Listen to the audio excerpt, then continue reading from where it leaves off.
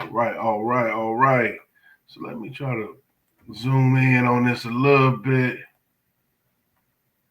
Well, actually, I don't know. That's zooming in. I might be fucking it up even worse.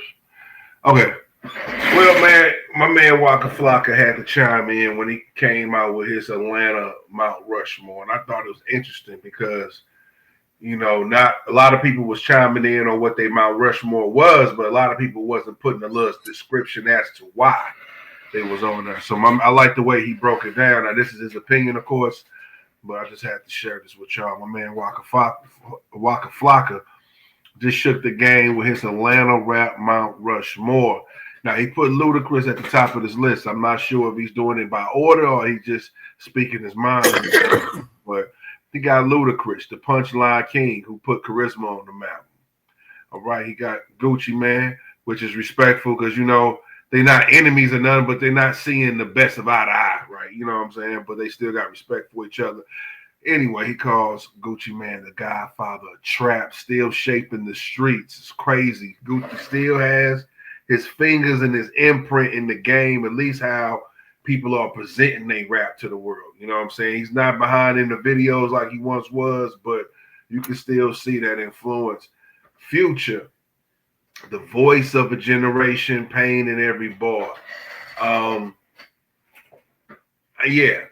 can, and I'm not saying his list is right, but for his descriptions right here, I think he's spot on with that. I think he's like that DMX of the South. You know what I'm saying? But DMX of the South? I don't know. That's a little stretch. No. I mean, listen. I mean, I believe he's the DMX to the South as far as putting his pain into his rap. You know what I'm saying? He talks a lot about pain, but the difference is where DMX was talking about his pain and how he's trying to free himself from drugs. Future was on the opposite end of that. Future was talking about how that's his coping mechanism. Taking drugs. You know what I'm saying? DMX, you saw the man versus self struggle. You saw he didn't want to take the drugs, but just trauma in his life kind of led him back down that road where Future was pretty much promoting the shit. Like, yeah, nigga, double cup, this is what I do. You know what I'm saying? So, but I'm just saying, both of them trying to escape pain, but kind of expressing it differently. That's why I say, DMX of the South, definitely not as far as stature and impact. But now, is that kind of weird that Future was rapping about drugs and coping mechanisms, but he really wasn't doing the drugs? Yeah, I mean, for sure. I mean, listen, that's kind of weird, right? It is not weird because a lot of people just say shit for entertainment value. You know what I'm saying? If some people really don't, I don't know if he knows or not. I'm pretty sure he probably knows the influence he put on the world, or it's not like he's telling people to do the drugs because it's not like Future is putting the pain in their life. People, you know what I'm saying? It's, drugs has been, in America before rap was, you know what I'm saying? People have been coping with drugs. You know what I'm saying? So I don't want to put that on them, but raps is a guide to something. Somebody might not have known to take perks. They might have been cool with weed. You know what? I'm gonna try them perks, man. Future was talking. That's just weird that you promote something that you don't do. Yeah, man. But that's what I'm saying? Like, yeah, you promoting this and promoting that and promoting this, and you never took the shit in your life. That's just kind of crazy to me. You know what I mean? Listen, I think you wouldn't even know the effect and all the other shit. You ain't never done it, so. Well, I ain't gonna say he ain't never done it. I do believe he probably has popped some pills. I don't think it's because I wake up in the morning. I don't think he does that because the nigga's on stage too much.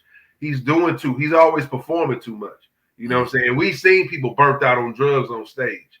You know what I'm saying? And, I really never seen no bad press on Future looking like he's fading out on stage. So I think he take him. I just don't think he fucks with him to the how he expressed it to the public.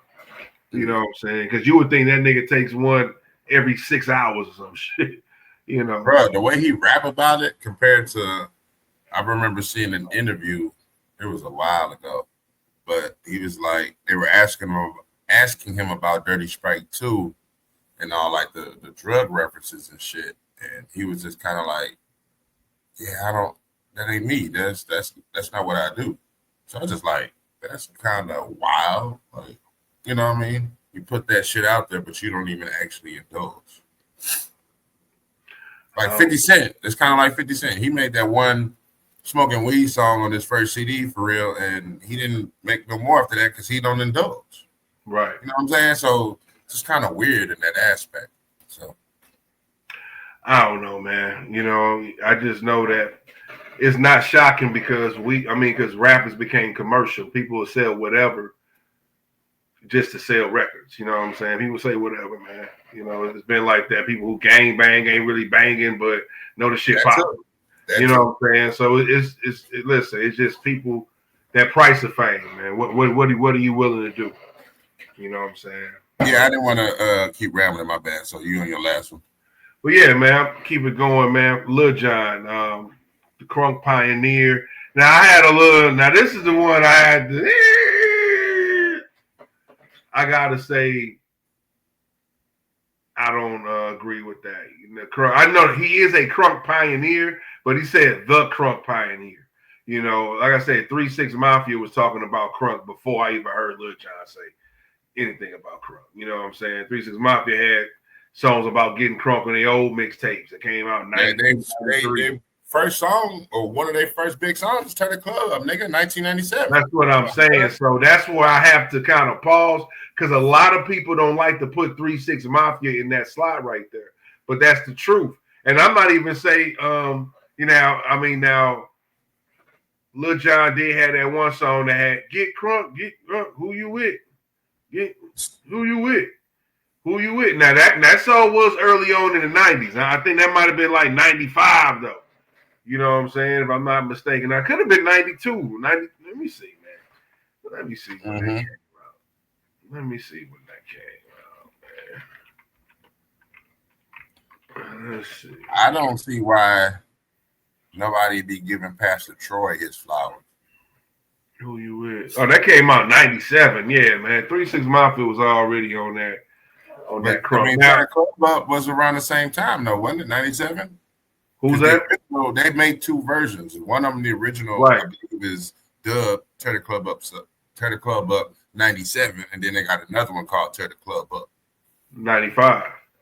That one came out. The first Tear, well, I gonna say, well, the first Tear the Club Up on the studio album was on the Mystic Styles album. Mm-hmm. You know what I'm saying? And then they came out with the remix that was on the Chapter 2 World Domination. Mm-hmm. That was the Tear the Club Up 97. Okay. But they already had songs they already had the Tear the Club Up early on. You know what I'm saying? The earlier version. So that's just what I heard. Maybe Lil Jon was in Atlanta saying it before, but as far as the music that I was able to get a hold of, 3 6 Mafia was talking about Get Crunk. I thought that was a Memphis thing, to be honest. You know what I'm saying? Pretty much Crunchy Black was doing dances to it, and you know what I'm saying? I don't know. But regardless of that, though, to get back on topic, Lil Jon is a Crunk pioneer. I think he saw what 3 6 Mafia did, or just anybody who was doing that type of music, and he just put his own spin on it. Definitely. He took it to a whole different lane. That's a fact. He was like the Kirk Franklin of Crunk. How that nigga didn't rap or nothing. He was just saying, you know what I'm saying? He just getting the crowd hype. You know? He just had ad-libs. Yeah. Straight up. You know what I'm saying? Yeah. Straight up. You know? And when he did rap, he made some cool verses, like, you know, Lovers and Friends. It wasn't the best verse, but hey, it was good for the song. You know what I'm saying?